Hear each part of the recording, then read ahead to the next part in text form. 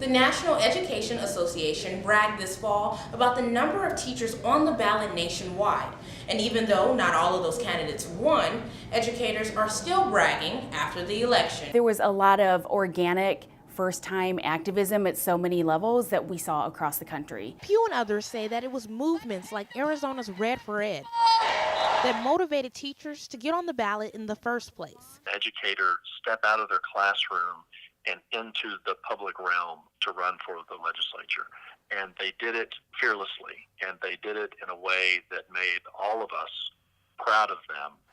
Win or lose, they were part of a movement that lifted educators up. And that's a win, they say, even if not all of their candidates won at the polls. Former teacher Reginald Bolding knows that you can't win them all, but it's important to be in the race. Bolding, who lost his first election, was recently reelected to his District 27 state House seat. So most elected officials in office, they didn't win their first races either. When you think of, I even think about myself, my first race that I ran in 2012, I wasn't successful, and you can go on down the line to a number of elected officials. The most high-profile teacher candidate in Arizona was probably David Garcia, a Democrat and ASU professor who lost his bid for governor, but he was still upbeat about the number of teachers who got involved. Powerful, the number of rank-and-file teachers who are getting involved politically, that's the energy.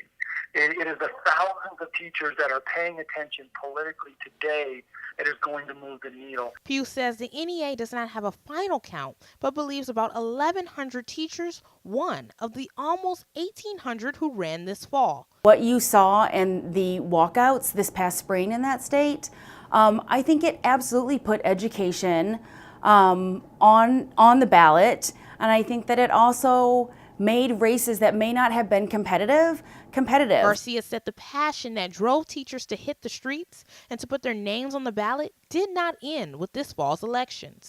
Any teacher who decides to run and put their name on the ballot, or any educator, they can't do it alone. They're going to do it with the support of many others.